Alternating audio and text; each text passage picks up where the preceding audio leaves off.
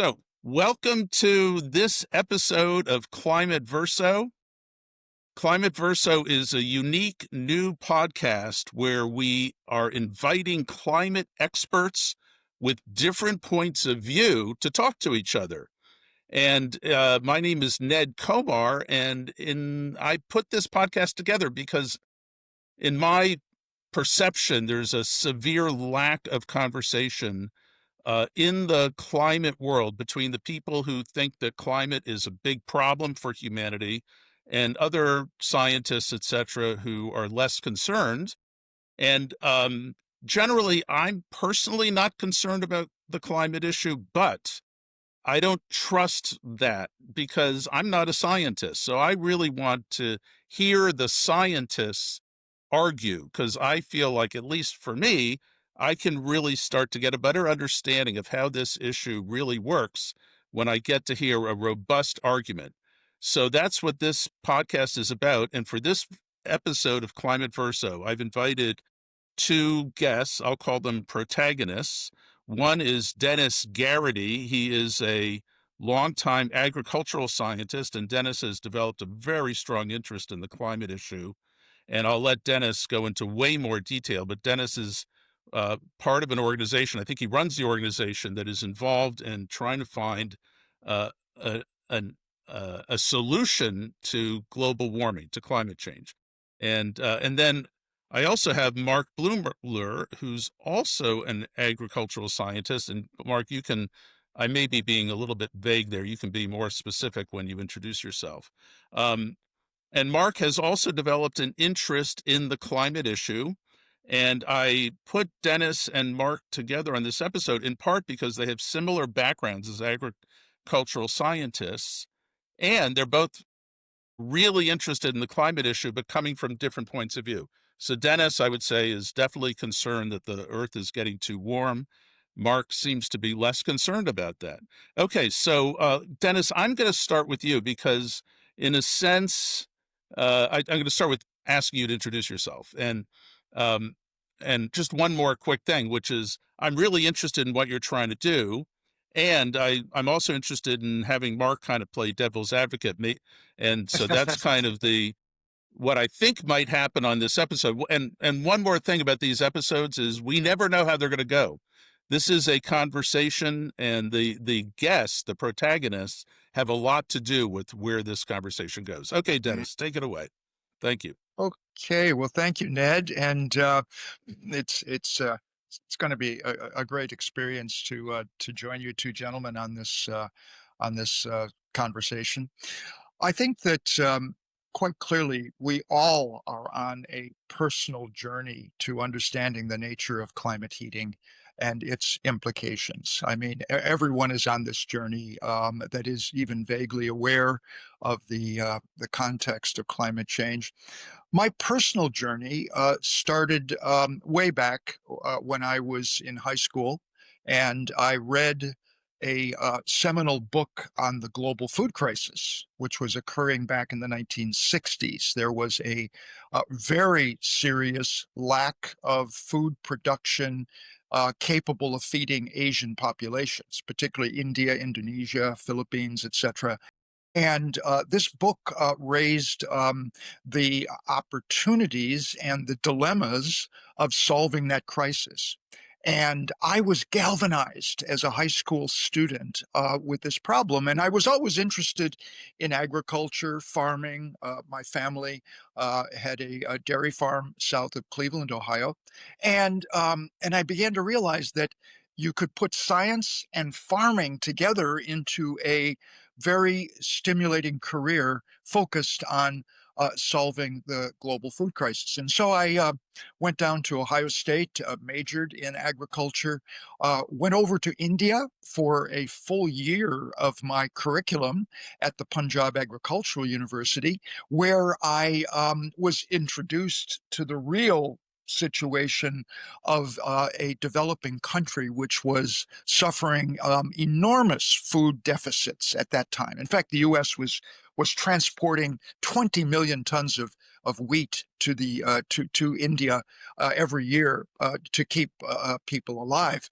I had such an experience there that, of course, I just focused my career on the development of small farm cropping systems in the tropics to help make life a little easier for millions of farm families in Africa and Asia, and to overcome this food crisis, but also to enable farm families to get ahead, to build assets, and to solve the kind of problems that very poor families have to cope with every day. So, Interesting. I worked on that for many years, and that carried me to the World Agroforestry Center eventually, where I was director general and leading a global research institute trying to solve these problems. And I became particularly focused on the challenges of restoring degraded lands. There's about 2 billion hectares of degraded land around the world, particularly in the tropics, and there are tremendous opportunities for restoring the health of these lands, both degraded, managed ecosystems and unmanaged or natural ecosystems. And that really caught my passion. When I retired from that position, I developed an organization called the Global Evergreening Alliance, which has flowered into a coalition of 106 major organizations focusing their attention on land restoration. And I started to get very interested in the climate solutions because the restoration of these managed and natural ecosystems could have enormous impact in terms of drawing down and storing carbon in terrestrial ecosystems. In fact, we did Dennis, a let me white paper on that. Dennis, Yeah, let me just interrupt you for a sec because we're getting into a lot of technical details, and I want to make sure the audience yeah. follows. So, for example, you're talking about real simple. You're talking about agriculture, and you shifted into climate and how you see that connection. And actually, that's a great start for an introduction. I'm clear that one of the questions I had is what was the time frame? So you started, you got interested in agriculture in the 60s, but when was it that like give me just what was the year that maybe for the first time you said there's some connection between agriculture and climate? Change. That was 2001, Ned, when Okay, I had just become director general at the World Agroforestry Center in Nairobi. And we had a global working group on climate change where I began to look at the results from scientists all around the world on what was going on in terms of the impacts of climate got it. change. Yeah. So Okay, so 2001. I'm gonna rudely interrupt you, Dennis, because I'm sure there's a lot more that we're gonna learn about you and your career, and I just want to get Mark involved in the conversation. And one of my jobs is to make sure that since we're all in a sense, I like to think of myself as a climate nerd, right? So, um, like I understand climate technical terminology, right? But I'm trying to appeal to an audience that doesn't have to have that level of understanding. So, and you started talking about the a technical connection between carbon and agriculture, and so far we haven't even yet defined what does carbon have to do with climate. So Uh, let's just pause now, and what we're gonna get we're gonna have plenty of time to get into all of that. So let's just pause now and give Mark a chance to say hello and tell us Mark, how did your interest in agriculture uh, get lead to you getting also interested in the climate issue? Okay, thank you. Thank you, Ned. Thank you, Dennis. One thing I just want to say off the top is, wow, getting to go to India, to Kenya, all of that. I mean, foreign countries are just such amazing experiences, right? I'm a little bit envious because I have a very delicate digestive system and I can't go to some of those. India's probably out for anyway, but um All right, and then, my name actually is Blumler, not Blumler. I probably in Germany, it probably would be Blumler, but, not that that matters, and, I'm not sure I'm really an agricultural scientist. It's one of the things I do, agriculture, but, as a geographer, geographer is just good, it's anything you can put on a map, and then the explanation of that, so we have a real tendency to have sort of very diverse interests, and I certainly fit that. So let me back up. I feel that I was lucky that I was kind of accidentally raised outside the Western thought system, not completely, but I was kind of left on my own and became a Taoist when I was 12. And for a long time, I actually thought I was not a Western thinker at all. But I've come to realize that's not quite true. I'm more of a hybrid between Taoism and, well, like evolutionary theory, for instance. There's no notion of evolution in Taoism. So I'm kind of a mixture. I got in, I actually, it was 1976 that I fell in love with wildflowers out in California, and I went back to college. I'd been a dropout to learn about wildflower ecology. So I was really an ecology major.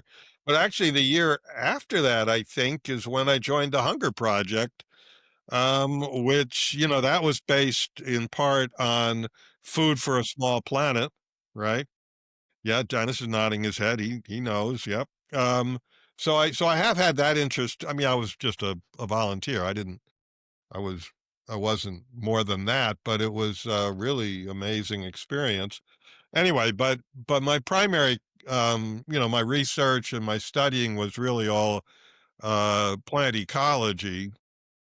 But since I ended up in geography for my PhD, I TA'd meteorology, and then when I came to Binghamton which is where I'm a professor, SUNY Binghamton, 1991, I came here, so I've been here just about 35 years and teaching weather and climate change the whole time, among other things. And so I came here really a plant ecologist slash biogeographer, but the program I'd gone through, there were all these political ecologists and so on. There was one guy in particular who was all about what he called nations versus states, by which he meant, essentially defending tribes of various sorts versus, state governments. And so there was a lot of food and ag related and third world related stuff going on in my program. But anyway, when I came here, there really had been no talk about climate change, I don't think, at Berkeley, which is where I got my PhD. And when I came here was right about when it was really hitting the Envi programs hard. And so that's really when I first really got involved, was that probably that first year teaching here. And and then I guess the other prong in terms of my background is there was a star here, one of the few stars really that Binghamton has, is a cultural evolutionary biologist. And I really look at a lot of all these issues where you get polarization and so on. So much of that reflects, sort of our inability to have discourses that work, I guess you could say. So much of that reflects our evolutionary history, or cultural evolutionary history, and so I have a tendency to, to look at all of this from that point of view too. So there may be some Taoism coming up, there may be some science coming up, and there may be some cultural evolution coming up in terms of, my interactions here with you. So, If you could, I'm clear that Dennis is, and Dennis, you'll have plenty of time to go into detail about this, but I'm clear that Dennis is concerned about the Earth getting warmer, about climate change in general, about the relationship between climate change and agriculture. Mark, if you could just say where are you coming from? Like, are you worried about climate change? Um, let's just ask that simple question. Well, I would have, let me put it this way, when the ozone destruction thing hit, that was definitely something to worry about. Short And that term, and that was because about 1980, I think. Is that around the it time? was, well, I think the agreement came when George Bush was president, but yeah, for a few years leading up to that. And we almost didn't learn in time. We were just lucky that there were two scientists who were like, "Hey, those chemicals getting up there in the they could actually maybe just, no, it was just, if those two guys hadn't been around independently having the thought that these chemicals might be destroying ozone, we might not have found out till it was too late." So my primary concern tends to be about unanticipated Okay. consequences. Wait, oh, but And hold on, Mark. yes. And there could Say be more some, about. Okay, I'm sorry for with interrupting. climate Keep going. change, Keep going. with climate change, we don't, there's so much nonlinearity in the climate system that, there's a top geophysicist, who back probably around 2000, maybe in the 90s, I'm not sure. He proposed that global warming might lead to an ice age. He later changed his mind about that, but he was like a top guy, Wally Broker. And, that's the that's the kind of thing that, I mean, an ice age would be terrible for humanity. It'd be absolutely Wait, terrible for I'm a humanity. skier. I would be thrilled. Oh my Yeah, except God, you wouldn't have skiing any, all year round. Come except you on. wouldn't have any food. You can't feed very many people. Agriculture is pretty much impossible in an ice age climate. So yeah, Well, Dennis, I actually I'm going to jump ahead. I know you're working on a program that involves putting aerosols, and you can be more specific about what that means, into the atmosphere as a form of geoengineering designed to um, reflect sunlight and cool the temperature of the Earth. Is that a good Yes. Yep. start? Okay. All right. Yep. When did you get, and what's the name of your organization that's working on that? It's called the Healthy Planet Action Coalition. Okay, and And you're the chairman of that. Is that accurate? that's right. Yes. Okay, and Yes. when did Yeah. you first get involved in that endeavor? Just a couple of years ago, actually, when I discovered the existence of the organization, which was founded 5 years ago, and is a coalition of about 250 scientists, engineers, policy influencers, general public, who are very concerned that we're not headed in the right direction in terms of solving the global heating problem. Got it. Okay. And Mark, do you have any perspective on? Well, yeah. actually, no. I have to ask Good. Dennis another question. I'm sorry, Dennis. Can you, in 2 or 3 minutes, can you tell us how do you do that? Well, let me start with the mission of the organization since you brought it up. Okay. Coalition is formed and is working to, first of all, alert the global community to the nature of the challenge we face. And second, to bring the global community together to create and implement a new comprehensive integrated climate plan, which can actually solve the problem. And what we propose is a plan that is composed of three parts: reduce, remove, and reflect. And those are the three tools that we have available to actually deal with the climate problem. And by putting them together into a comprehensive plan, we can, first of all, stop the acceleration of global heating, which is occurring now at a frightening pace, and avert many of the worst impacts that we and scientists have projected to occur, particularly among the hundreds of millions of smallholder farmers and urban poor in the tropics.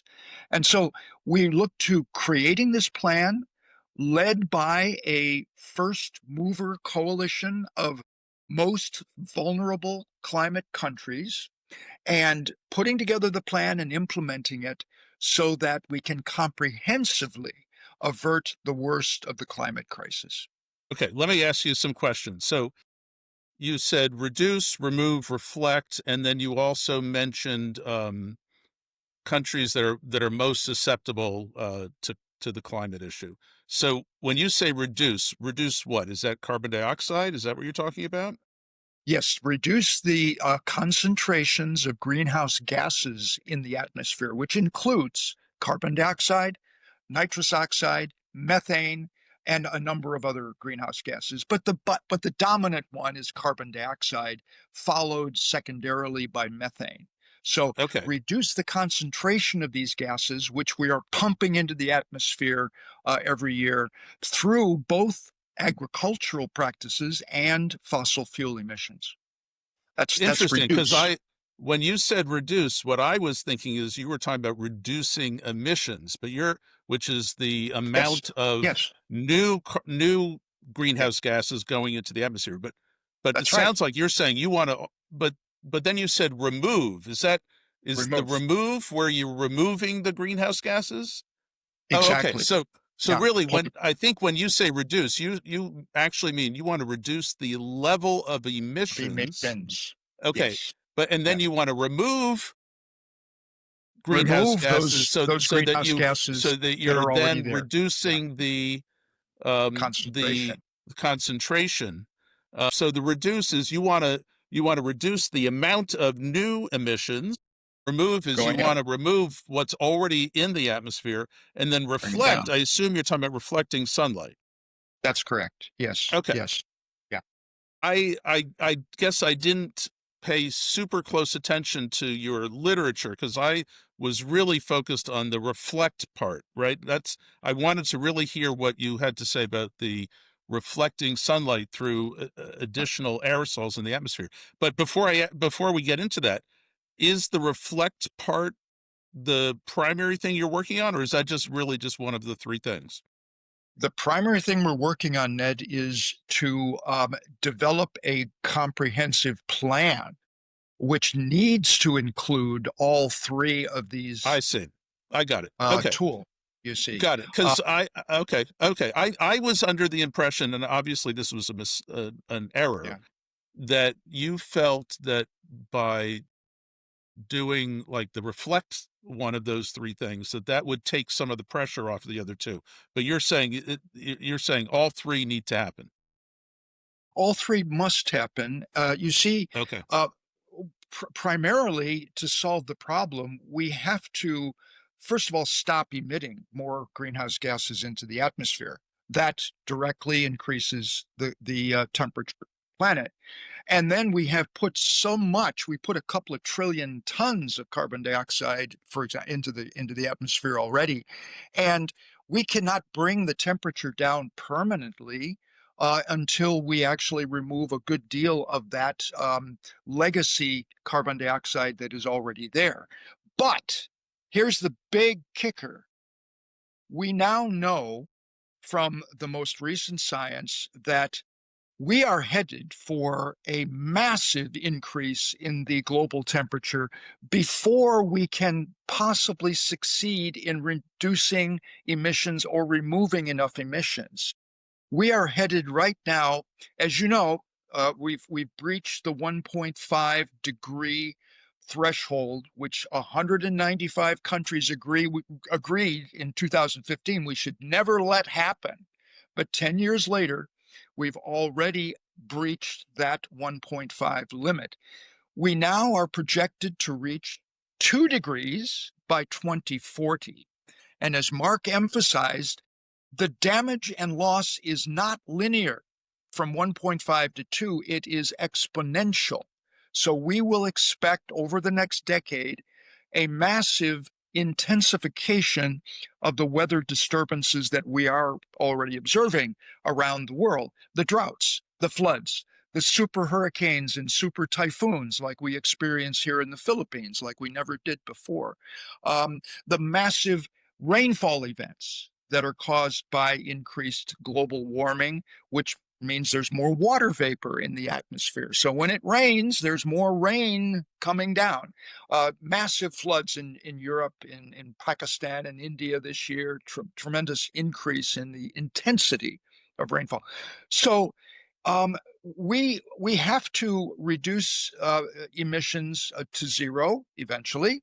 We have to remove lots of CO2 and methane from the atmosphere, but that's going to take many decades to do for a lot of good reasons. We are so dependent upon fossil fuels as our energy source currently, and we are dependent on an agricultural system, which is also pumping massive amounts of carbon dioxide and methane into the atmosphere.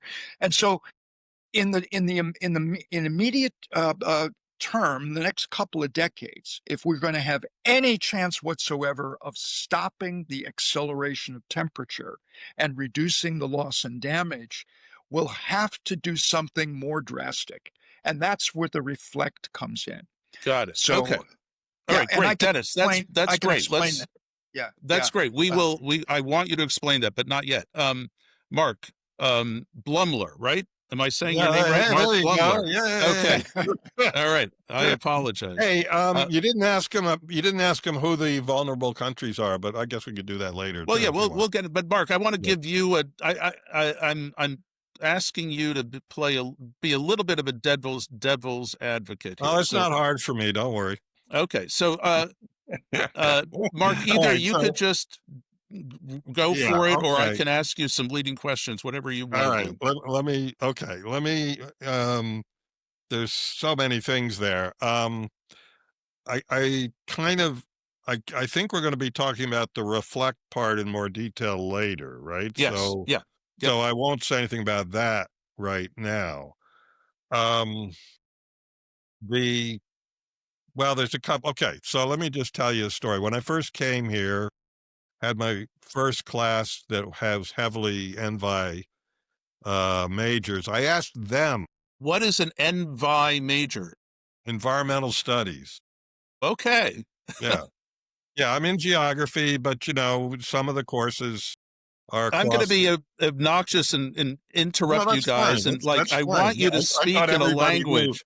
I want you to speak in a language that the audience will understand what you're talking about. Okay. Oh man, I mean, and let me. ENVI is through the roof. I mean, there was no ENVI major when I went through. But now they're very. Earth Day was before I went through, really, but. And that's when the movement really took off. And over the decades, colleges everywhere in this country, anyway, have created ENVI programs with ENVI majors, and they're hugely popular, and they're very often incredibly simplistic and just sort of rah, rah, rah. They vary, but an awful lot of it is. Anyway, is it environmental science, environmental policy, what? They vary. Mm-hmm. They often try to include all of that, but they vary. They're sort of, they're kind of hard to fit in. Should they be housed separately? Should they be, interdisciplinary in several departments? It's often a very awkward fit too, just because it's so interdisciplinary, right? Okay. Anyway, so I asked them what their climate change concerns were, and they were what they'd been hearing from, their professors who had been hearing it from the UN, the initial UN reports. And there were three, more more hurricanes and stronger ones, more floods and droughts, and drought in the Great Plains. Okay, so based on what I knew about climate, I said, and other things, I said, well, the drought in the Great Plains one, that's going to go away. That's just a problem of computer power, and it'll go away. And I said, and the hurricanes one, no, they're wrong about that because there's two contrary forces involved, essentially, in terms of hurricanes, and they're going to balance out. And I said, but yeah, they're probably right about the droughts and floods. I agree with that. Okay, I was right about two of those. I was right that the drought in the Great Plains thing would go away. And I was also correct that hurricanes were not going to get stronger or more frequent, despite what the media says. And if you look at the most recent IPC report, they acknowledge that hurricanes have not gotten more frequent or stronger.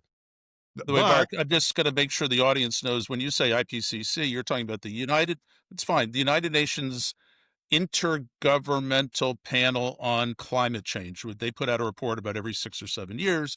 And in the most recent report, they're saying there's no trend in hurricane intensity from climate change. yeah, and in terms of number too. Um, but where I was wrong was in agreeing that there would be an increase in droughts and floods because the IPCC report also can't find that. Now, that may just be a matter of statistics, that they're looking for statistical significance and they can't get that. I'm not clear on that. But at least, scientifically, we always want statistical significance. Do we need to talk about that for your audience? Maybe, I don't know.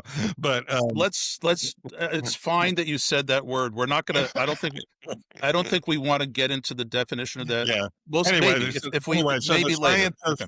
and it's over 1,000 scientists that put that report together and do the analysis, and so they have not been able to conclude that droughts and floods are increasing globally. Okay. All right. So there's that. Um, the oh my God factor. Yes, the temperature is warming. There's no question about that. But the other scenarios or whatever you want to call them that go along with it of more storms, more, more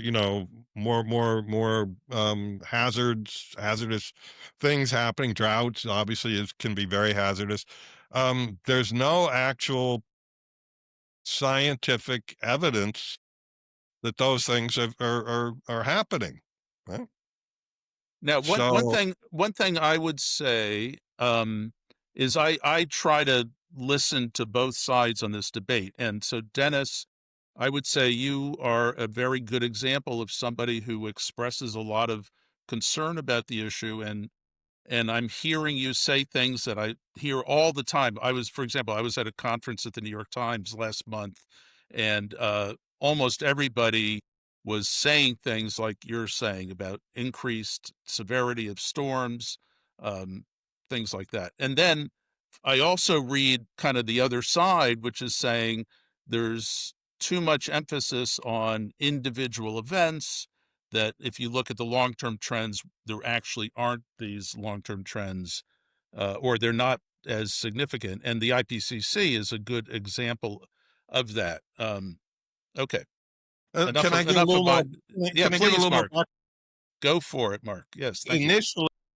Initially, the IPCC was based on the models because they didn't have the data yet. And over time, as the data has come in, what they're finding is the data don't support those model predictions, although they don't necessarily completely reject them either. And I'm still holding out for that there will be more droughts and floods. It's just that so far, but I'm starting to think maybe the frontal, man, do I need to get into this? There's essentially, like where we are in the United States, an awful lot of our precip comes from fronts, mid-latitude fronts. That's going to break down over time because that reflects the latitudinal gradient between the tropics and the poles, and that's lessening. Um, And what we're likely to have more of over time is more tropical air mass systems.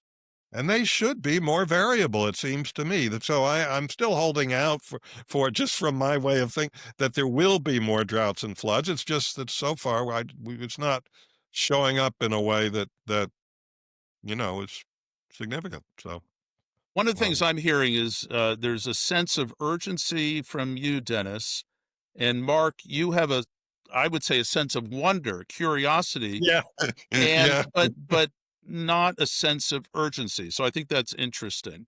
Um, Mark, anything else you want to say in response to Dennis's last um, what Dennis was talking about? And if not, I'm going to go ask Dennis another question. Um,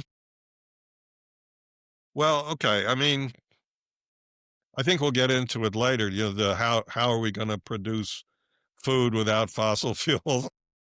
Man, that's good. Whoa. I mean, there's a lot. Yeah, I have a lot of questions, but uh I'm not sure that we've developed those points yet. The climate system part, I'm really kind of proud of myself because I'm just an amateur and I got it right about hurricanes. Can I talk a little bit about that? About the deal, what the deal is with hurricanes? Is that Dennis, is that okay with you if Mark talks about hurricanes? Yes, and then I will take vigorous issue with his claims. yeah.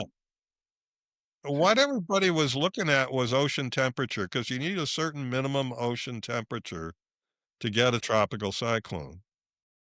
What was being I'm not sure if it was ignored or what, but at least in terms of the way it was being taught, what was being left out is that hurricanes, well, tropical cyclones are a means of energy transfer between the tropics and the poles because, it's a lot warmer in the tropics, so you have more energy there. And that's where the wind speeds ultimately, those wind speeds are that they're essentially transferring energy up to higher latitudes. And so what happens with global warming is tropical oceans do warm, so you have more favorable conditions in that sense, but the poles warm up faster than the trop. Now that may not be happening in Antarctica actually, but it but most of our hurricanes are in the northern hemisphere because it's mostly land and or much more so land, and so that's why we get it. But anyway, so the temperature in the Arctic can be predicted to warm up faster than the tropics. That's a basic principle with greenhouse gases. And so the temperature gradient decreases, which means the energy gradient decreases, which means that so on the one hand you have warmer oceans, on the other hand you have less of an energy gradient. And so I was just really just guessing that those two would cancel each other out. It doesn't make sense that they would exactly cancel each other out, but we definitely have not seen. In fact, there's a couple of long-term studies now going back to the 19th century for the Atlantic that show a decrease over time. You're talking about when you talk about the decrease over time, you're talking about the canceling out. You're talking about hurricanes, numbers and intensity of hurricanes. Okay, Yeah, just want to make yeah, sure yeah, that the audience is following yeah, us. Okay, yeah. all right. I know Dennis is. I suspect Dennis is waiting to jump in here. But anything else, Mark, before we go back to Dennis? No, that's fine. I think I talked too much anyway. No, no, no, no. This is we all talk too much. Oh, hold on, Dennis. Before you say anything, I just want to add something about why I'm fascinated about the climate issue. Um, just I am not a climate expert. I'm just a very interested member of the audience, so to speak. Um, and my kind of gut, don't do anything based on my gut, but I'm just going to share it. I have to share this. Um, I think that the issue of climate gets a huge amount of attention in the media, in politics, in the advertising for the organizations that want to raise money to try to Sorry about this.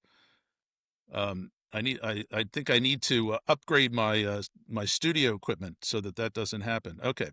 Um, if I get enough subscribers to this podcast, I might be able to afford to do that. Okay. Um, so you have environmental organizations that want to raise money for environmental problems, and the climate issue is an important part of that, right? And then an issue that I've been interested in, I'm now 65, an issue I've been interested in since my early 20s is the worldwide hunger issue. And I know both of you are very connected to that. Um, and I'm just concerned that the climate issue gets more oxygen, that's a bad pun, but more oxygen in the whole arena of policy. Like, what should we be focused on?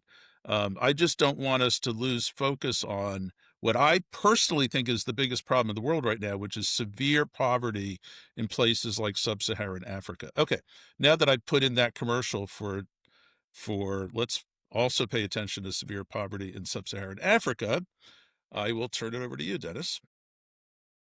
Well, let me address your point immediately, Ned, and that is, seeing as I've been working on poverty alleviation and particularly food security all my life, um, you would wonder, why am I interested in climate change? Well, I think the fact is that the dangers of the droughts and floods and storms and typhoons, super typhoons, etc., that we're seeing are directly related to increasing food security, insecurity, and increasing the risk of having major food deficits in the future.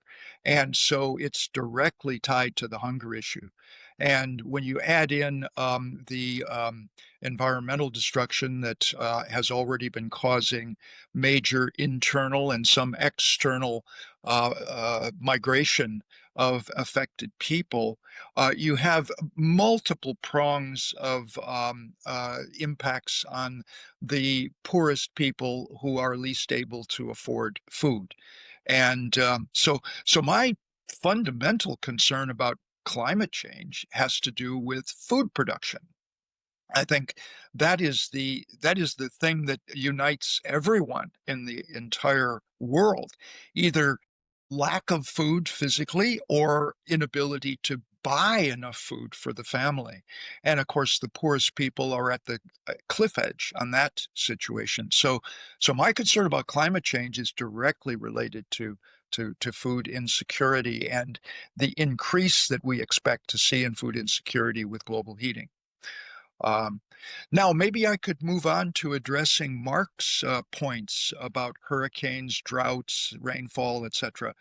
Um, I don't know what IPCC reports Mark has been reading, but the most recent report, which was published now 2 years ago, has a enormous amount of data and interpretation that these weather system disturbances are getting worse. And let's take hurricanes, for example. Now, it is absolutely true that the frequency of hurricanes and typhoons has not been measurably increasing. But the intensity of these hurricanes, that is, the frequency of higher category storms, where you get category 4 and 5 storms more frequently than in the past, where they were category 2 or 3. That is the evidence there is becoming quite strong. And that means that when you do have a hurricane in the Caribbean, Florida, it tends to be worse. Higher wind speeds, greater deluge of moisture dropped on the surface. Same thing is true here in Asia with the super typhoons in the Philippines and the other countries in Southeast Asia. So that's an important distinction. the frequency of hurricanes isn't increasing, but the evidence is becoming quite clear that the intensity of these storms is increasing. And when you go into the physics behind it, and Mark briefly looked at that, the increased ocean temperatures mean that more water vapor is getting in is getting entered into the storm, and the higher temperatures increase the wind speeds of the storms. And those are the two main problems of hurricanes and super typhoons. So I would argue that that's the main concern, not that they're more frequent, but that they're more intense. Likewise with droughts.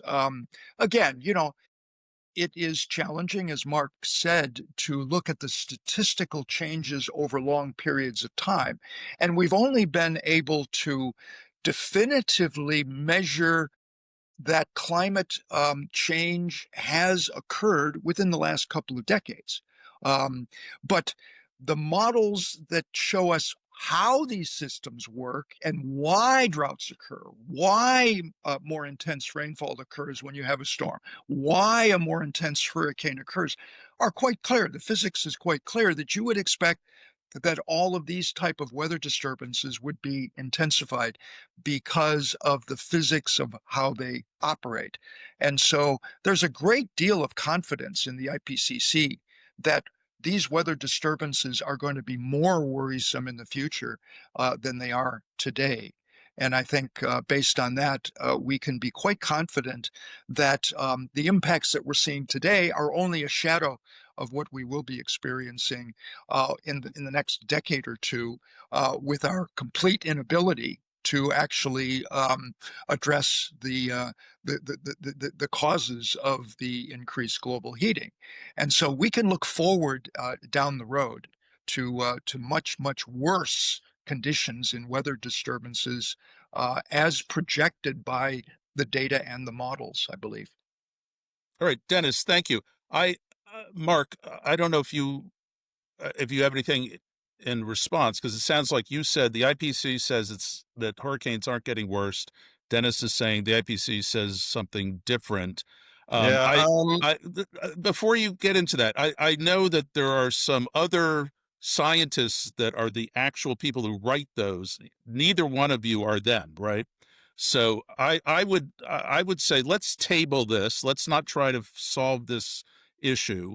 One of the scientists is Judith Curry. She's not currently an author of the IPCC, but she is a famous hurricane specialist, and she was on one of the episodes we've had in the past. Somebody else that writes a lot about this, who I have not yet been able to invite to be a guest, is a guy named Roger Pilkey Jr. But I think I don't think it matters who's correct here. I'm clear that there's a lot of controversy, or at least debate, about the future. Like, what does the future hold in terms of more intense weather?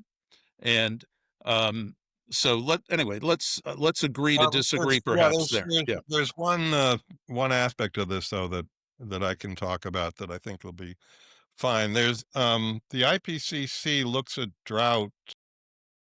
They have four different categories. They have meteorological drought, hydrological drought, ecological drought, and agricultural drought.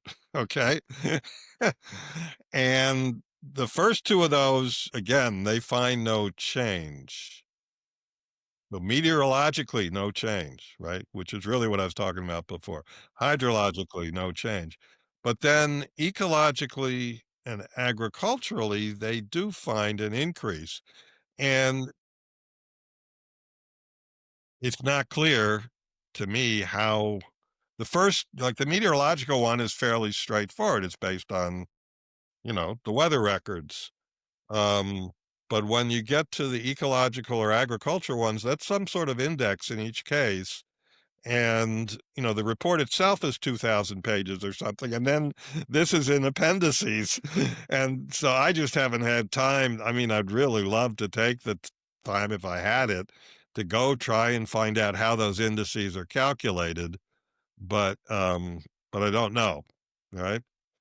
So anyway, so even there, you've got some incredible complexity involved to the report and to all of that. So, and yeah, you're right. Let me change the subject slightly.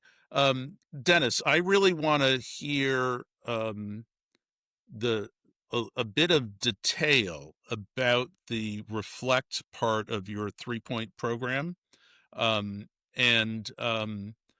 one of the earlier episodes of Climate Verso, we had an advocate for the idea of removing carbon dioxide through ocean fertilization. So that's a whole separate episode. It was actually episode 1 of Climate Verso. And we got into a lot of the detail, and the devil's advocate I had on for that one was, talking about oh, and by the way, the advocate was Peter Fikowski, who both of you know quite well, right? So, but the devil's advocate was saying, well, Peter, I'm concerned about the potential unanticipated consequences. That was a very interesting conversation. And by the end of the conversation, the devil's advocate was a little bit more relaxed. I thought that was very interesting, a little bit less concerned. Dennis, I'd like you to talk about, just describe for the audience first of all, what's it called when you pump aerosols into the atmosphere to reflect sunlight? What is that process called? It's called stratospheric aerosol injection. Got it.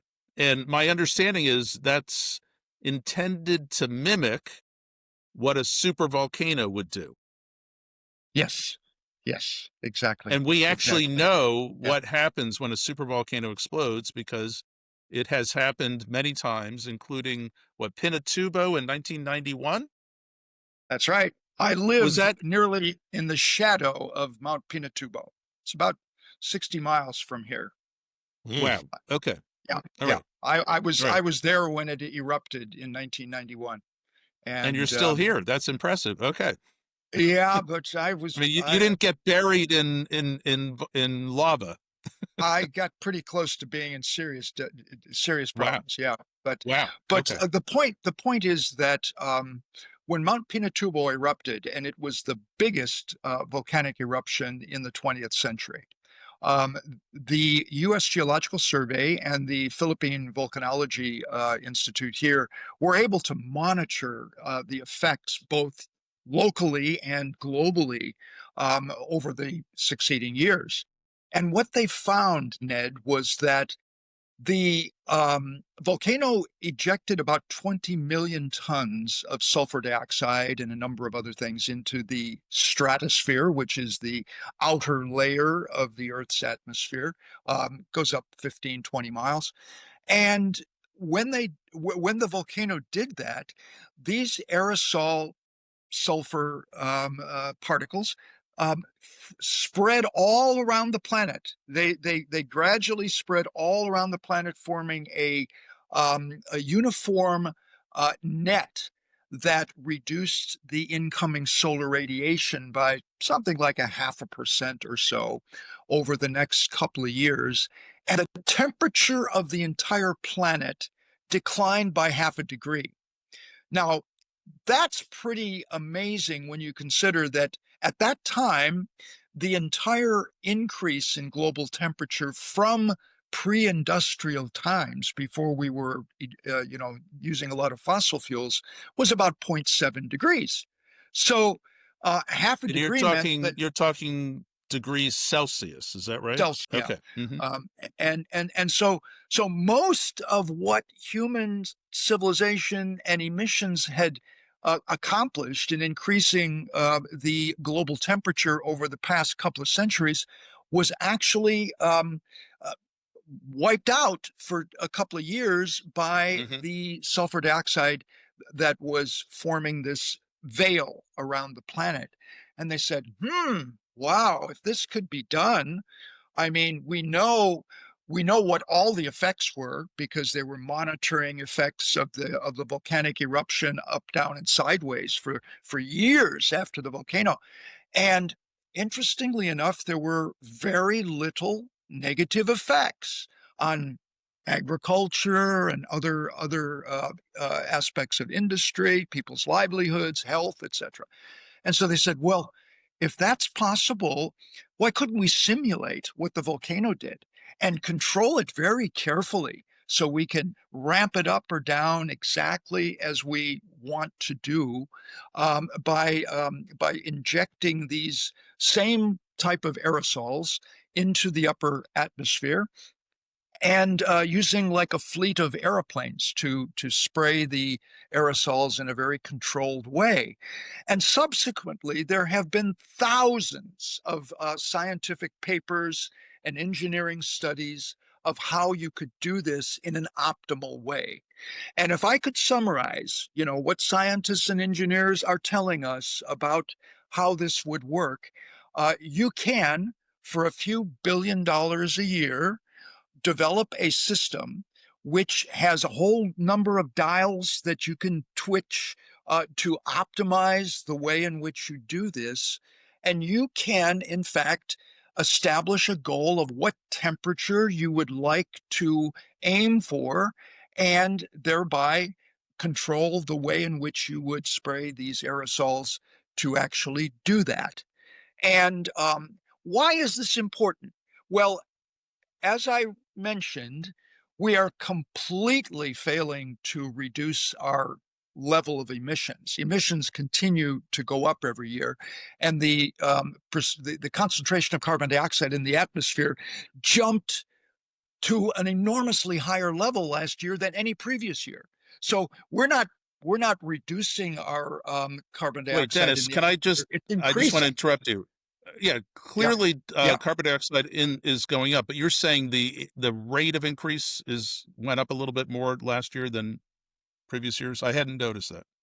Yeah, yeah. I mean, fossil fuel emissions continue to rise at a fairly steady Correct. rate. But Right. last year, the CO2 concentration in the atmosphere took a big dramatic increase. And why? But Not hold on. simply because of How carbon much was that dioxide. dramatic increase? How much was that? I just have You're the first. I have not heard that yet. So if you want to say Oh, that, that's okay. great. But I want Yeah, to hear yeah. some data. Yeah. The World Meteorological Organization just published the data for last year. And normally the carbon dioxide concentration increases somewhere between 1.7 and 2.4 parts per million per year. Okay. Got it. Yep. Last year, it jumped by about 3.5 parts per million Well, in 1 year. I got mean, it. Okay. no Okay. previous year Understood. was anywhere Understood. near that level, you see, Got it. which has an alarming implication, Ned, which is that we're decoupling from human emissions. Human emissions didn't go up by 50% last year. They only went up a Right. few percent, Right. but Okay, suggests but that hold the on a Earth sec. is, Got it. I got it. I got it. Because I was going to say my understanding is human emissions are something like 3% of all, or no, there's this carbon cycle, right? So carbon dioxide's constantly going into the atmosphere, back into the oceans. It's being absorbed by plant life. yeah, And I'm sure there's a lot more, right? I'm not getting to everything, but that the actual amount of carbon dioxide that humans produce is only about 3% of that carbon cycle. And it sounds like what you're saying is that something else is going on such that the yeah, carbon cycle was not absorbing as much as it had been. So therefore the atmospheric level of CO2 grew by 3 or 3.5 parts per yeah, million, whereas yeah. normally it would be more like 2 parts per million. Got it. That's right. Yes, Okay. yes. Got That's understood. I understand what you're saying. yeah, Thank you. yeah, Okay. yeah, yeah. But keep going. I So, interrupted you. But keep so, going there. so in the midst of all of this and the concern about this fairly recent but dramatic increase in the rate at which global heating is occurring. And of course, it will jump up due to this increase in carbon dioxide in the atmosphere because the temperature of the planet is directly correlated with the concentration of CO2 in the atmosphere. Dennis, So, hold on. Mark, do you agree with that statement? I want to find out, because Well, this is perhaps the crux of the issue. Is Look, I apologize. I'm supposed to be neutral, and I try to be neutral, but I've been trying to be convinced for 25 years. I've been trying to be convinced that what you're saying is accurate, Dennis. That the amount of carbon dioxide is the thing. And I'm willing to be convinced, but I haven't been convinced. So I all appreciate what right. you're Yeah, saying, but I I know think, there are I, other views. Mark, do yeah, you have well, anything you want to okay. I say about mean, that? I, I always come from, well, maybe for pretty much everything. But the thing about this, if you go back to the glacial interglacial cycles, okay, you know what I'm talking about? That, we've the last couple million years, we've had at least 16 glacial periods, alternating with interglacial periods when the climate is more or less like the last 10,000 years. Okay. For our audience, a glacial period is an ice age, and interglacial is now, when we're not, other Yeah. than Sure. the Arctic Ocean and Antarctica, there's no ice, there's no permanent ice. So we're luckily in an interglacial. I only get to go skiing in the winter. Okay. Right. Okay. So the CO2 and actually methane also track pretty well the temperature changes. So you'll have, basically you have a sawtooth where the temperature gets colder in sort of an up and down pattern. So what we call a glacial period is actually it gets gradually colder, but with a lot of ups and downs. Okay, and then tends to rather suddenly leave that state and go to an interglacial state. All right, and the if you look at a graph of CO2, it tracks that pretty well, and methane a little less well, but pretty well. All right, now the question is, does the CO2 and methane, do they increase before the temperature change, just after the temperature change, or, synchronously with it?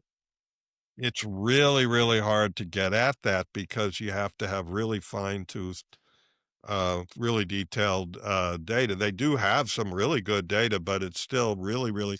Anyway, my read on that, and I'm not completely up to date on this. I'm probably 10 years out of date at this point, maybe even. But my read on that is that there's no real good evidence that the greenhouse gases precede the temperature change. If anything, they come after. Okay. Yeah.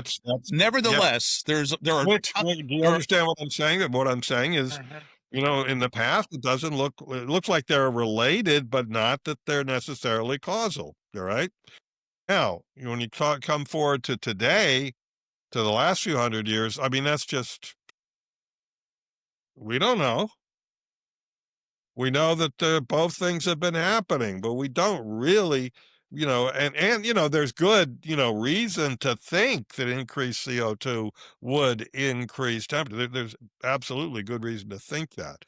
But given that we don't really see that in the paleo record necessarily, I Okay, think it's Mark. an open question. Nevertheless, Dennis, I fully understand why you're saying what you're saying, because it's what everybody says, right? It's what the majority of the no, no, it's what professional. the science says, Ned. It's not what people say. No, I I'm don't talking about really. the science. I'm It's what talking the about science is science. saying. Yeah, Yeah, no, yeah, it's what the yeah. majority of the scientists say. There are scientists who will challenge that, and but that's fine. I'm giving you that. I'm giving Mhm. you that carbon dioxide is an important part of what impacts temperature.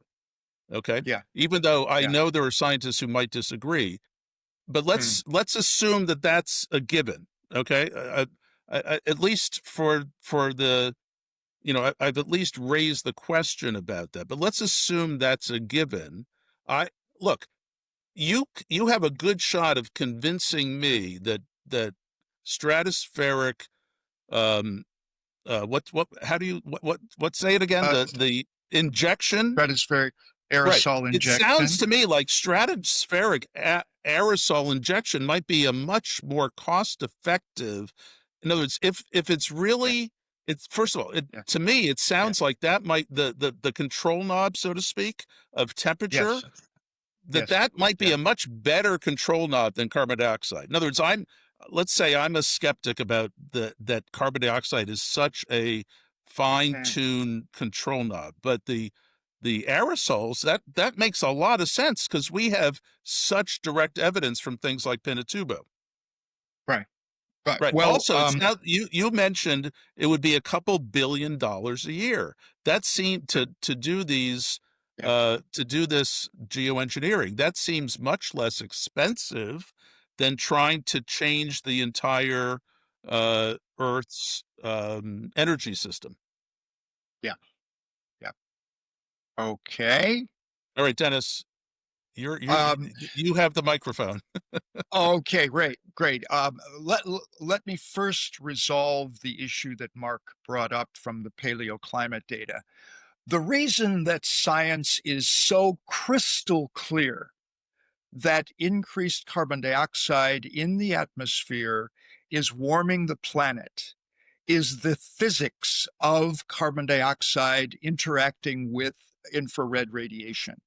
The physics is absolutely clear that more carbon dioxide means more of a blanket that traps infrared radiation and therefore holds heat into the planet and is the reason why the overall planetary temperature is increasing. Um, that physics is so clear and so definitive that I don't know of any We challenge to No, that. no, no. We're neither Mark nor I is challenging that at all, Dennis. That's not what we're Well, no, challenging. to intent. No, that's not what I was saying. What I was Oh, saying is that, um, it has more to do with the magnitude of the effect and whether there's time lags, and things like that. Or whether there's other well, then we players. agree. Then we agree. I mean, it's very definitive, and that's why there is such a consensus scientifically that if you put more CO2 into the atmosphere, you will increase the temperature of the planet.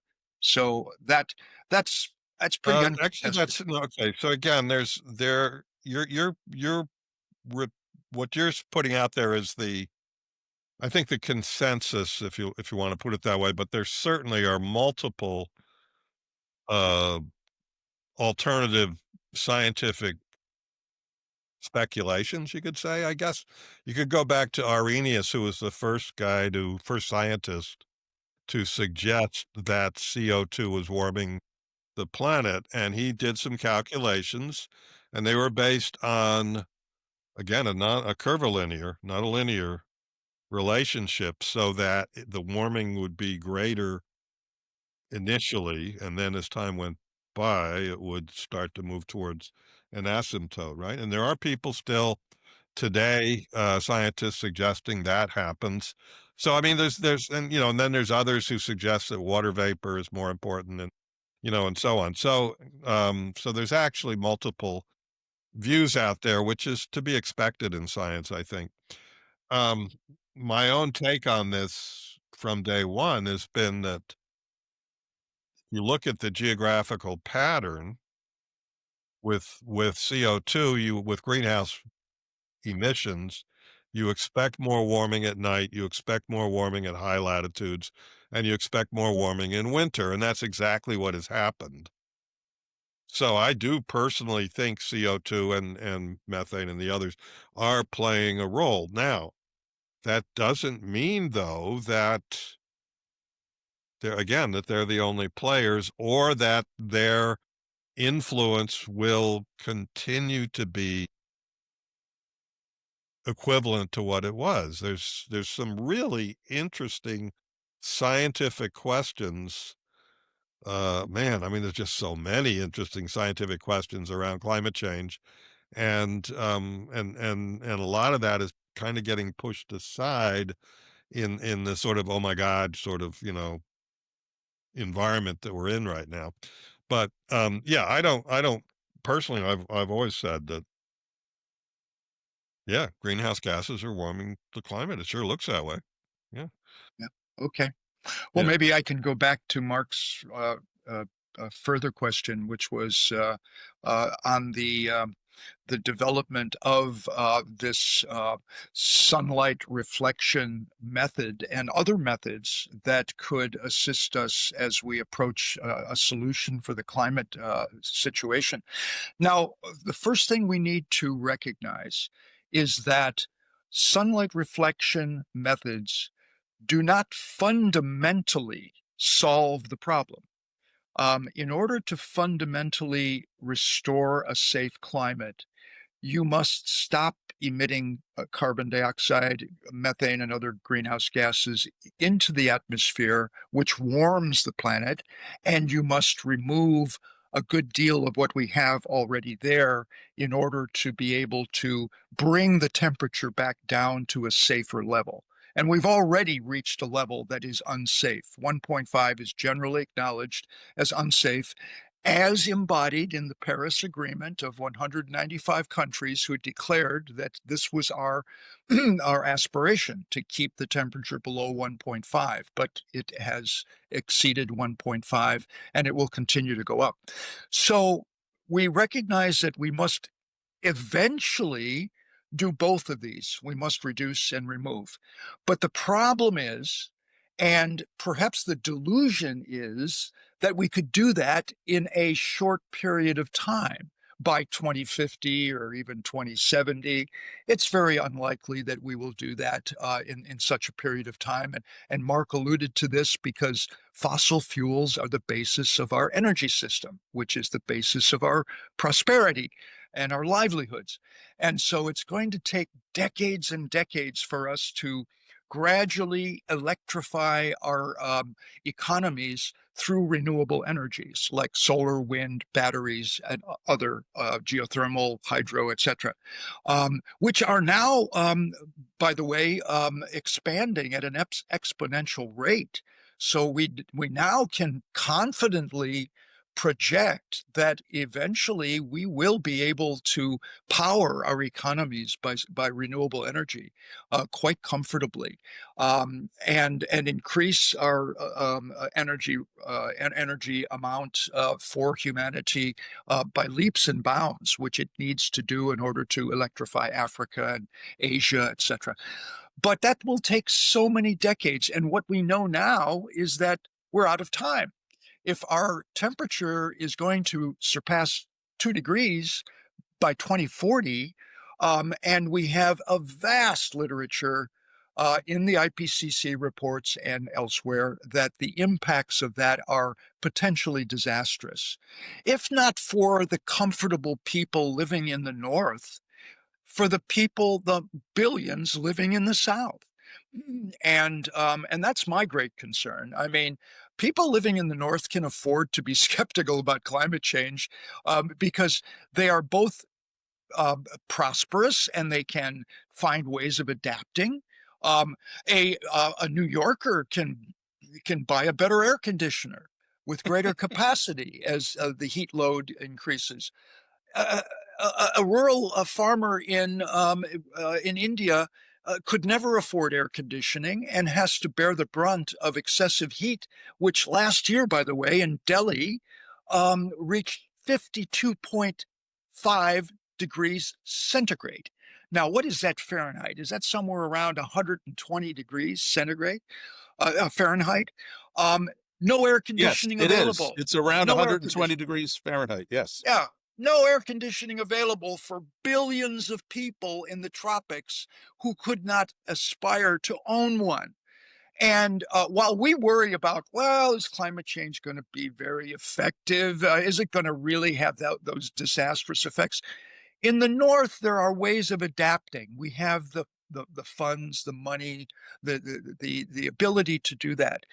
But if we look at the South, where they're already suffering from excessive heat and floods and droughts, etc., are more intense, then the concern we ought to have for our fellow humans is that the problem that we're creating in the North by our fossil fuel emissions, not theirs. They have a very small fossil fuel emissions compared to the countries of the North, including China.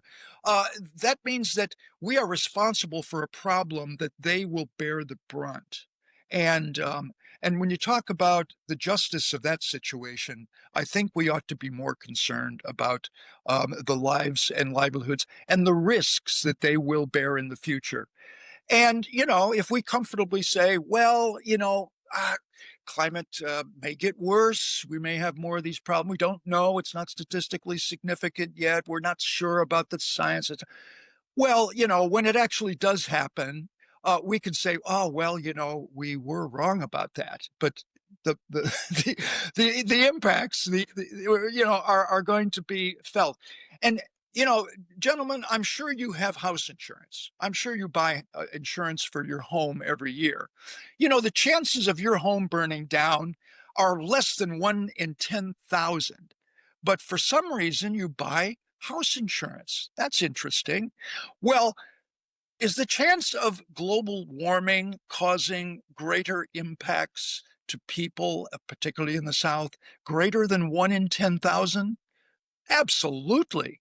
The International Association of Actuaries, these are the professionals that monitor risk for companies, governments, etc., all over the world.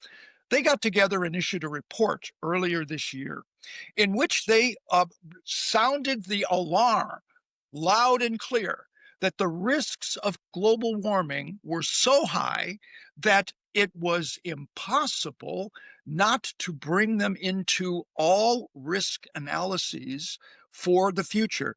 And they actually projected that there is a significant likelihood that if we pass 2 degrees, 2 billion people could die. Look at the report. That's the conservative group of financial analysts who are actuaries, the guys who run insurance actuaries.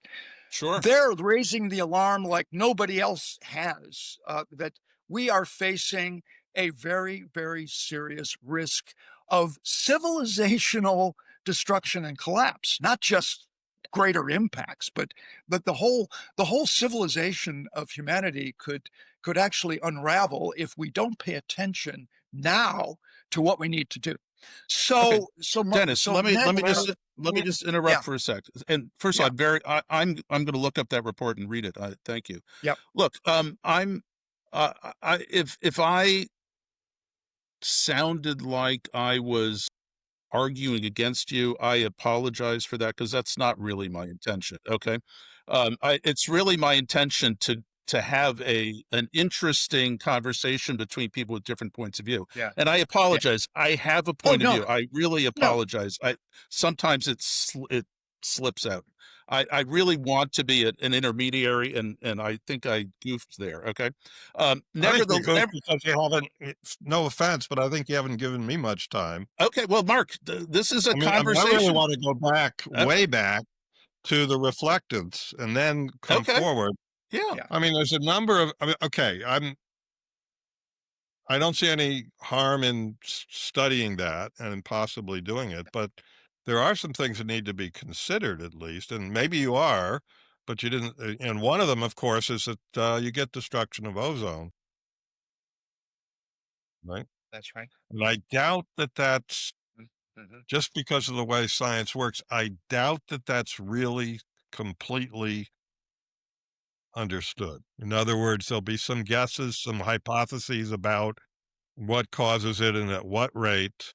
Hmm. But it's the kind of thing that until we're playing around with it, there's gonna be surprises. There's always surprises, and we do not want a downside surprise on that one because that one could potentially kill almost everybody. If Mark, you really just say more. What's the concern about ozone?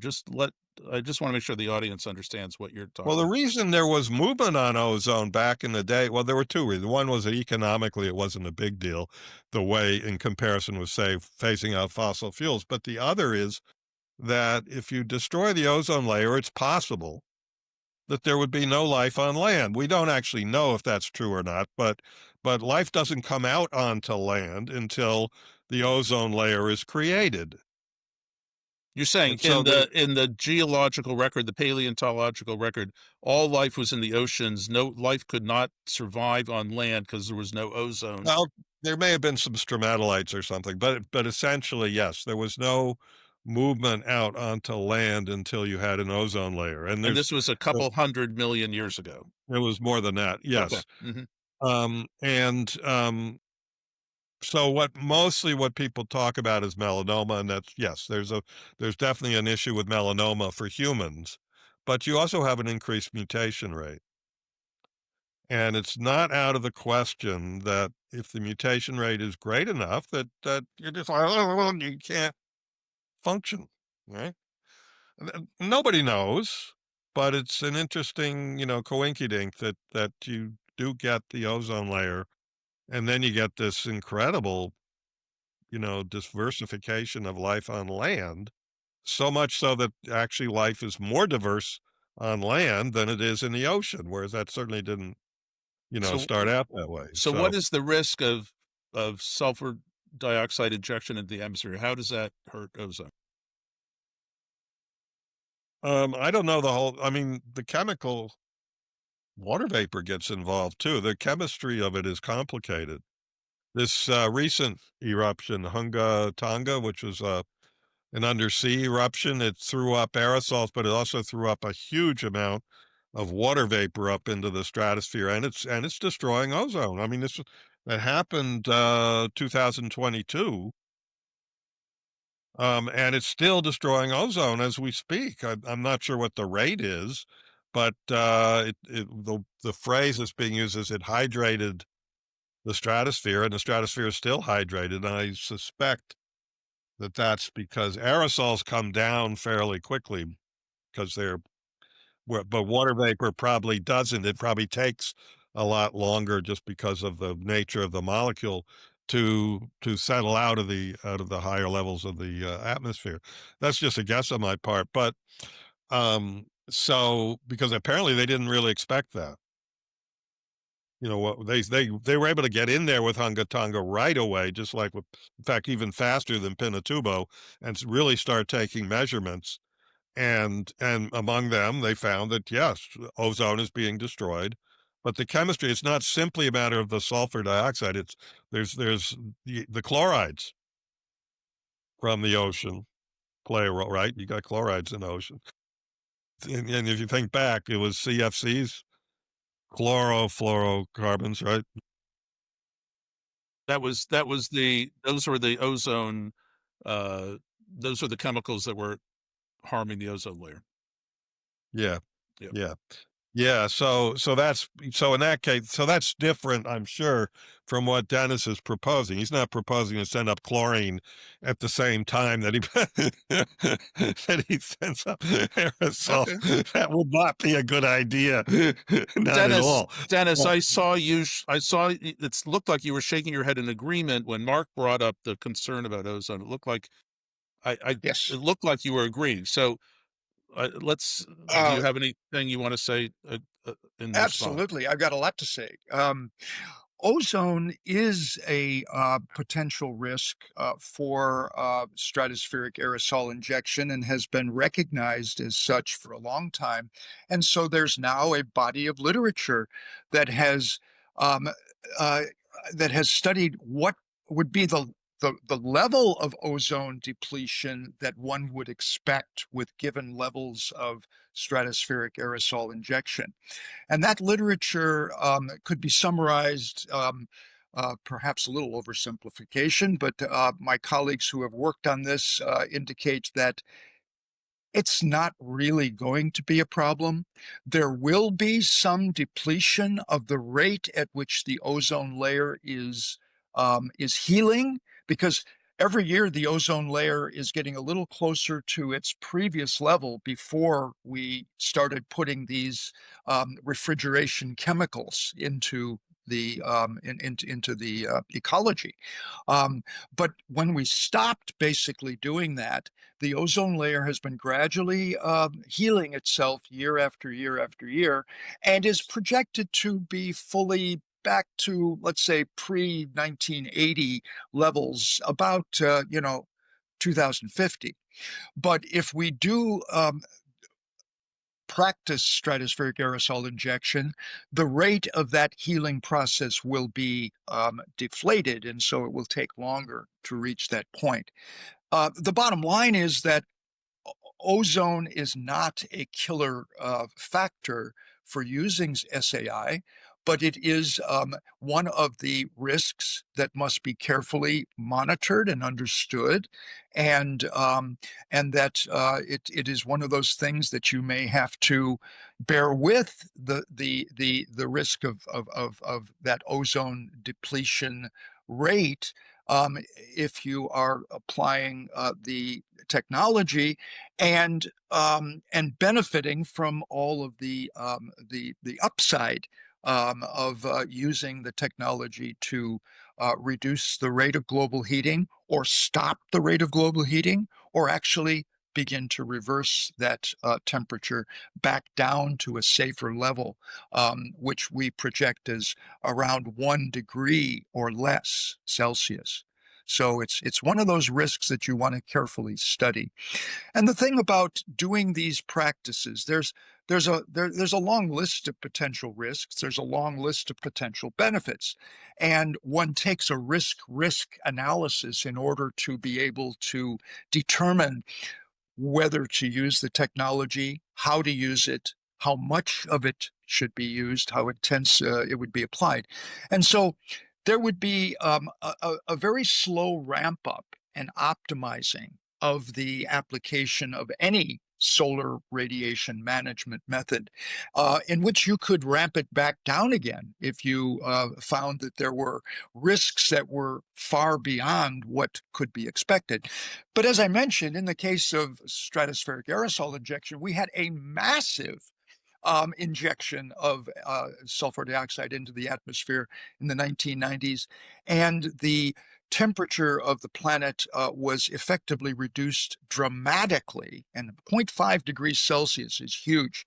That would be wondrous for our climate if we were to be able to do that again artificially. But the risks that were monitored were very insignificant, and so we do have a massive natural experiment that has already occurred that we are trying to mimic in the process of doing research on stratospheric aerosol injection. Dennis, I have a question, and something I read about another large volcanic eruption in the late 1800s. Was it Krakatoa? Was that Krakatoa? And I live close to that one also. Okay, because look, what I read is that led to right. That's in Indonesia, and Hunga Tonga, the one that was in 22, that's also Indonesia, right? Yeah, it's more in the Pacific, whereas Krakatoa's more on the Indian Ocean side. All right, so I don't claim to be an expert on this, but one thing I read, so it's just something I read, was that the global temperature fell substantially for a couple of years, and that it led to really severe agricultural disruption and some severe famines. Yes, that's right. Yeah. Any comment? I mean, absolutely. Well, that was a catastrophic volcanic eruption. Uncontrolled, of course. I mean, humans had nothing to do with it. And of course, one would never, ever countenance the idea of blasting the amounts of sulfur dioxide into the atmosphere that Krakatoa did. I mean, that would be pretty stupid, wouldn't it? We know that you can overdo it. But why overdo it? I mean, it's more costly. It's costly to put aerosols in the atmosphere. You would want to put the absolute minimum, and we're talking about very small amounts. Ned, currently humans eject 50 million tons of sulfur dioxide into the atmosphere. Coal-fired power plants, vehicles, diesel, gas engine, all kinds of things eject sulfur dioxide into the atmosphere, and the health problems that it occurs. Millions of people die as a result of respiratory problems caused by these emissions. Well, how much would we put into the atmosphere with stratospheric aerosol injection? Maybe 1 million tons, maybe 2 million. That's a tiny, tiny fraction of what we're already putting into the atmosphere. And so people say, why are you messing with the planet? Why are you thinking of doing something like this? And we say, look, folks, we are messing with the planet to an enormous degree right now, and nobody seems to care. And then scientists come along and say, we could help improve the livelihoods and the risk avoidance of billions of people by doing a little bit of stratospheric aerosol injection. And then suddenly there's a big hullabaloo that it's too dangerous to do this sort of thing. But we're Dennis, already doing it. you're doing a We're very already good doing job. All right, so I guess You're doing another a very good question job is, of convincing me. But Mark, go it. ahead. yeah, it does sound like if you're gonna do it slowly and Very gradually, slowly. that Yeah. you probably could be able to get a handle on Mm. on Mm. the ozone, which I think is the only one that's really a major. Yeah. Yeah. The others, there's gonna be other things. You're gonna have differential climate effects because, unless you're putting more aerosols up in one part of the globe than another, you're gonna have, it's a different overall effect from the greenhouse effect, right? So there's gonna be some climate effects there that are gonna have differential impacts. Mhm. Do they Mhm. matter? I don't know. That's an interesting question. Yeah. Yeah. There Uh, will. um, but I suppose you could even look at that. I don't know if you're Yeah. thinking about Yeah. that, about looking at, for instance, precipitation impacts in how they might play out in different parts of the globe, and then whether you could adjust where you put the aerosols, for instance, would that. Exactly, exactly. Oh, last week we had a major global online conference where we got together the top experts in a whole lot of areas related to climate impacts and solutions.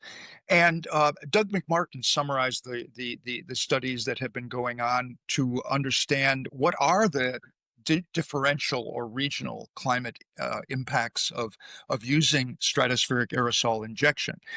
He's a professor at Cornell University that has done work over the last couple of decades on this, and there's a huge number of researchers working on this all around the world, about 45 countries now.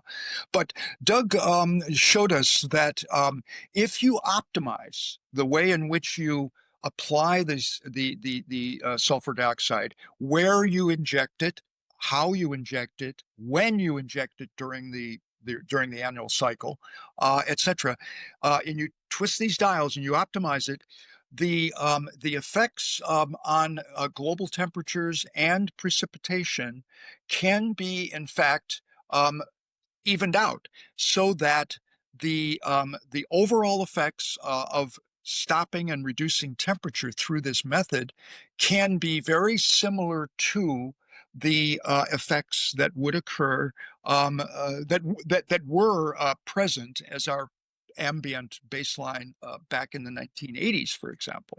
Um, so there's some very good work going on in this area. Yeah. I'm sure there is. I'm sure there's lots of really creative and thoughtful stuff, and at the same time, I'm sure it's not gonna 100% turn out to be true, but if you do it gradually, Yeah. Yeah. you can adjust. So I don't really have major concerns about that. Um, Dennis, you and I first met, you mentioned that you were lobbying governments in the third world to do this. Yes. Yes. Can you say That's more correct. about that? Yeah. Yes, indeed.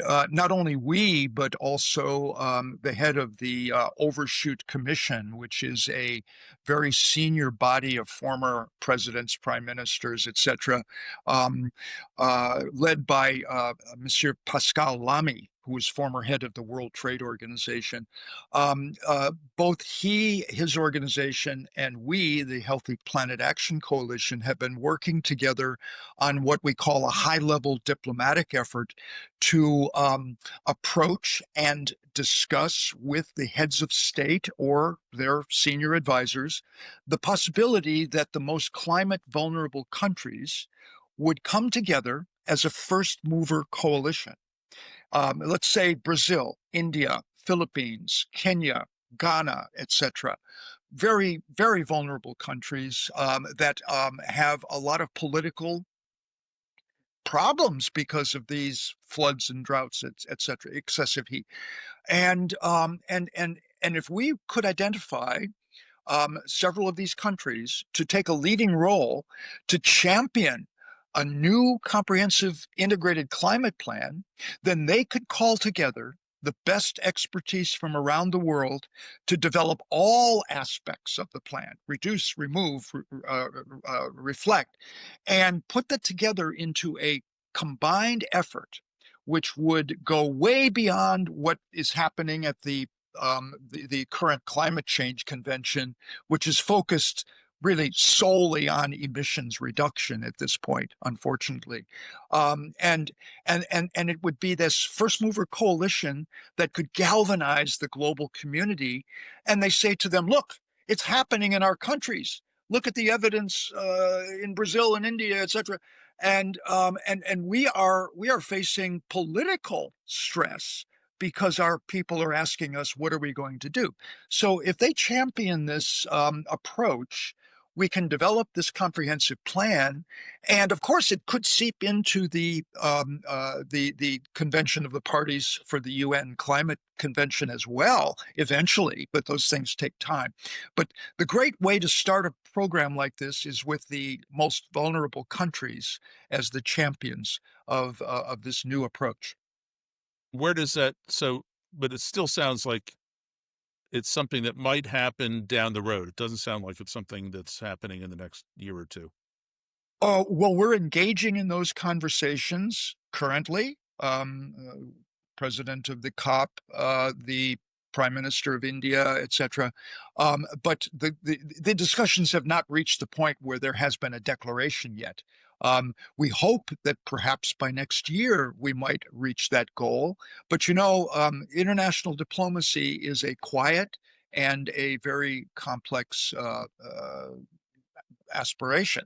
So we have to be realistic as well as very vigorous in working on this. But I am confident that that's where the initial impetus will come from.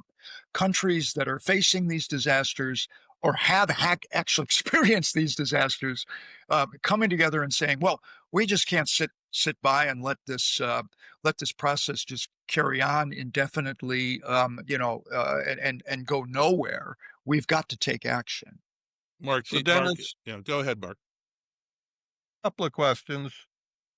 I mean, it sounds like with the reflection, you're planning, the idea is to just do it until the others are, until, right? Yes. Because otherwise it's $2 billion forever, right? But Right. so, okay, so now let's go back to that, to the reduce, remove. Is there a particular CO2 level that you're ultimately aiming for, or? Hmm. Good question. Yes. Well, take, for example, Dr. James Hansen, who has been, generally recognized as the foremost climate scientist in the United States for the past 40 years. He was asked this question, and he's answered it many times, and he thinks that probably about 350 parts per million is an acceptable carbon dioxide concentration in the atmosphere that could bring us back to a reasonably safe climate. Now, our current concentration is 424 parts per million. So we've got a ways to draw down the current level of CO2, and if we don't draw it down, it will stay there for hundreds of years. So 350 is one. Now, Peter Fikowski, who was interviewed by Ned recently, he is more ambitious, and his thinking is that we should bring it back down to the pre-industrial level Yeah. of less than Yeah. 300 parts per million. Which, I mean, if we could get it back to 350, then we could decide whether to go further or not. That would be such a tremendous, tremendous boost if we were to be able to do that in the first place. So the decision on what's the optimum level of CO2 concentration is going to be a sliding scale as we go forward. Okay, good. Yeah, no, the reason I bring that up is that I think there's a real danger if we bring it all the way back. Right, right. Little Ice Age was not a great climate for humanity. True. 350 might work, but I think it's also just hard to know. We'd have to be just paying attention, right? Because yeah, 350 sounds reasonable to me, Yeah. but we don't really know. We don't really know what triggers the next ice age, for instance. We wanna make sure we don't go there. Yeah. Yeah. Well, we sure, and we You could do just that have a very CO2 successfully. around to punt it as soon as you see it's gonna happen. Okay.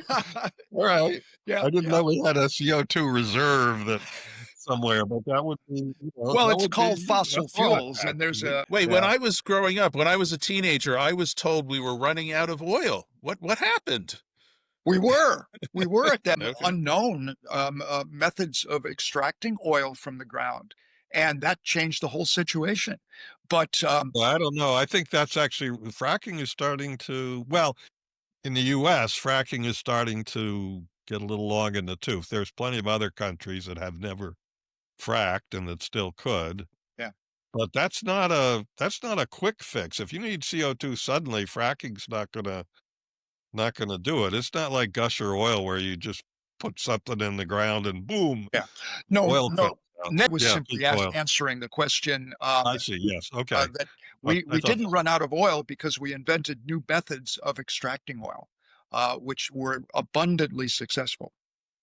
yeah, I although think they we're do. getting close to wrapping this up. I want to give each of us a chance to just see, are there any loose ends? I know one question I'm still left with, Dennis, is you mentioned the proportion of sulfur dioxide to inject into the atmosphere relative to sulfur dioxide pollution that's already happening from Every and year. Yeah, yeah, and yeah. so is it that the sulfur dioxide pollution doesn't go that far up? It doesn't go high enough into the atmosphere to have this reflective Effect. effect? Good question. In fact, it does have a reflective effect. And James Hansen has shown us very elegantly that the amount of pollution that we're talking about here, that 50 million tons I mentioned, has actually been masking global warming to an extent of about a half a degree. But we are becoming more successful in reducing pollution. And that success has been drawing down the amounts of, it used to be 100 million tons, Ned, some years ago. Now it's down to 50 million. And as it goes down further and further, the masking effect of these aerosols disappears and the temperature lurches up. It's one of the reasons why we have this dramatic acceleration of temperatures in the past 10 years or so, is that pollution control has become so much more successful in China and international shipping that there has been a major reduction in the amount of aerosols polluting the atmosphere. So that very process, and in fact, I mean, you could make the claim that we ought to pollute more to reflect more sunlight, but that, of course, is not very logical because of the health implications. It's very unhealthy to experience that level of pollution. Whereas if you put a million or two tons of sulfur dioxide way up into the stratosphere, it stays up there for quite a while, 1 to 2 years, and then it gradually filters down predominantly into the oceans and has very, very little effect on humanity. But 50 million tons a year is having very direct effects on humanity right Absolutely. now. Oh, absolutely. Absolutely. Right. Um, okay. Mark, do you have anything else you would like to add? No, I think the whole it's going to be interesting trying to get the nations on board. I think you may find that you need to do it without them, um, but um, it's a great, I mean, Mm. it's like Peter, what Peter's doing. It's definitely an um,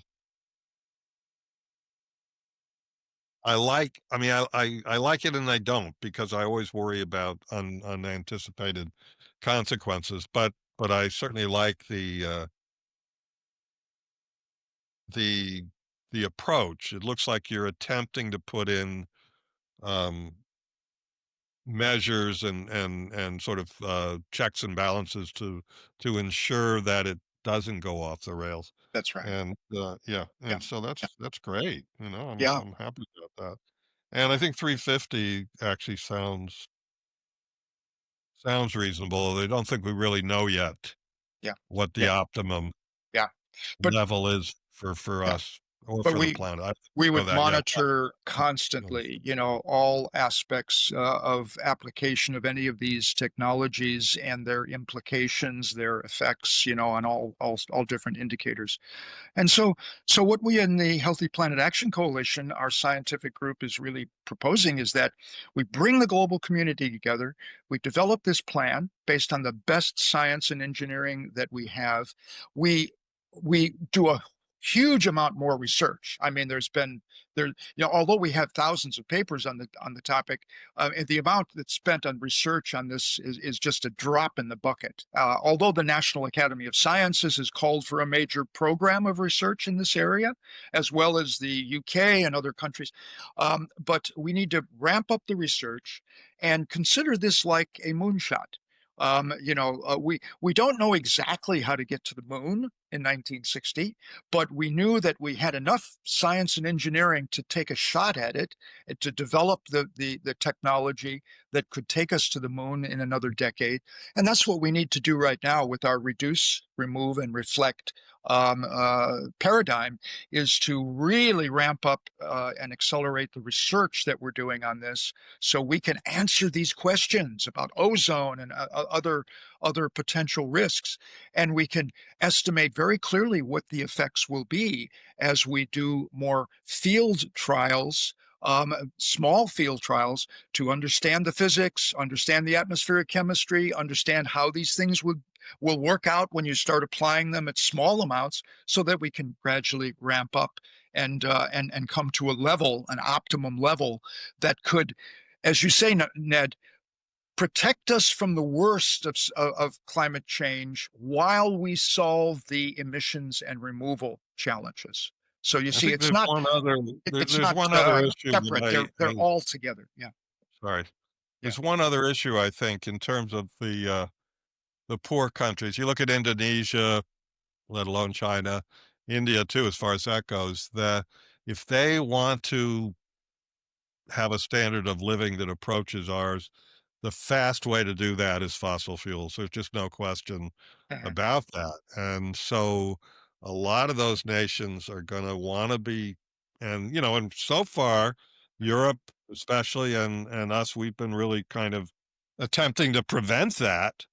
And to some extent with some success, but boy, I just think it's gonna be a hard sell to say, "Oh, no, you just do renewables and we'll take care of the temperature with the sulfur dioxide." And you can see it here. I mean, that's why Trump is going big time into, he's even gonna open up coal again, Yeah, because it is still more economical to do fossil fuels. I mean, that's just the facts on the ground right now. And, so pocketbook is gonna come into play here big time, yeah. and This, I this is think why if you they, really wanna do it, you're gonna have to do it probably with just do it, yeah, without necessarily having these these other nations on board. I Dennis, would think. Dennis, is there a possibility that Brazil and Kenya, I'm just picking two that you mentioned before, would just decide to do this on their own? Um, well, of course, it is possible that any country might decide to do it on its own. But I think the history of global diplomacy is that any of these countries would see the dangers of doing it on their own. They would run into such diplomatic flack, and the community of nations is together because there are an enormous number of interactions between them. And if one nation goes out and does something, there are many, many buttons that other nations can put to make things difficult for a nation doing something as a rogue, a rogue effort. And so, although there is, of course, always the possibility of a rogue effort, it seems to those of us working on the diplomacy that it's much more likely that nations that want to speak out and champion a new plan would gather together other nations rather than try to do it on their own, because that would protect them diplomatically and economically and security wise. And so you get this conglomeration of a few countries attracting more countries, and then eventually the European countries, North American countries come in to support it as well, after some years down the road. So that's how we actually see it working out most likely, is not a rogue. But you always have to be prepared for a rogue possibility. And the U.S. is already monitoring the atmosphere to determine whether any country is doing any spraying of aerosols into the stratosphere. It's easy to tell. It's easy to detect. Interesting. No, there's individuals actually saying that they're Yeah, doing it. I doubt they're doing it in sufficient quantity to yeah, really matter. But Yeah, I think that's right. I just saw an article about the possibility, some billionaire could just decide to do this on their own. Is right? Yeah. Yeah. Oh, yeah. There's a great book that just came out last year, Termination Shock, about a Texan billionaire who decided to do stratospheric aerosol injection on his own. It's a fascinating sort of scenario of how a billionaire may try to do this. Wait, is It this doesn't work fiction out or not? well. Is it fiction or nonfiction? It's fiction. It's fiction. it's Yeah, fiction, yeah, but yeah. Oh wait, but it's But believable what was because the name of the book? I got to write this down. it's called Termination Shock. Termination Shock. Termination Okay, Shock. got it. Yeah, and it's That's a interesting. rich yeah, sense that's of the just not whole. the way to Yeah, do it. We don't want a billionaire doing this. We no, want to no. I mean, no. It's just I- not a good idea. and Uh, the point I think that the book brings out is that a billionaire is not going to be able to do it without government consent. There are so many ways that they can be shut down, you know. And so it's really quite fictional that a billionaire could do it on their own. What we need is a global community of consensus around this idea that we need a comprehensive approach. And once we come to that conclusion, then it opens up a whole vista of possibilities of how we can approach it. Okay, I'd like to wrap things up. Mark, anything more you'd like to say before we wrap up? no, I think this is fine. And Yeah. Dennis, anything else for you? Yeah, yeah. No, I think that your listeners, if they are interested, to look up Healthy Planet Action Coalition on the web. We would very much welcome, their joining us. It's very easy to become a member and to participate. It's a volunteer organization. It's all volunteers. We have no paid staff. It works on the passion and the science of our community. For example, our chief scientist is one of the eminent NOAA scientists of the last 40 years, retired now, and guiding us on all of these scientific questions. And we affiliate with all the people in the research community who are interested in this topic. Yeah. And for the uninitiated, NOAA refers to the National Organization of Atmospheric. Wait, I don't even think what is it? National Uh, Organization of atmospheric Something. Yeah, I don't know what the administration. other A is. Administration. It's the national. No, it's Yeah. the National Oceanic Oceanic and atmospheric Atmospheric Administration. Okay, of the United States. Association. Right. Yeah, that Okay. sounds right. Yeah. All right. Yeah. All right. Well, thank you both. I just want to say one or two things just to wrap up, which is, Dennis, you did an outstanding job of making a difference with how I look at this. I have been a skeptic of the whole climate issue for about 25 years. And I would say that if you're successful in whatever international agreement to try to do this geoengineering, that seems like such a better concept than trying to get the entire world to cut back on emissions. It seems much more feasible. It seems much less costly, much less risky, and the kind of thing that you could change if it wasn't working. I did not expect to have that reaction. And I'm maybe I'll wake up tomorrow and I'll be like, Ned, what's wrong with you? Anyway, but I did have that reaction, and I really want to acknowledge you for doing a very effective job. And Mark, thank you so much for being the devil's advocate in this episode. I think you did an outstanding job, and it's possible that either or both of you could be on future episodes as well. I just want to put a plug in for the Climate Verso podcast. This is still a relatively new endeavor. This will be only the third episode that we actually publish. I'll know I'm successful with this when I have scientists coming to me saying that they want to be on the podcast because they want to talk to their adversaries, to their opposite numbers. I think it's bizarre that people who have strong opinions don't want to talk to people with the opposite opinions. That's where we learn things, is from having those conversations. This is the third episode. There are two previous episodes of Climate Verso that I think the audience would find very interesting. You can find Climate Verso on YouTube. You can find Climate Verso on any of the podcast platforms. And I'll say thank you again, and we'll wrap this up. Thank you. Good night, Mark, and good morning, Dennis. Okay.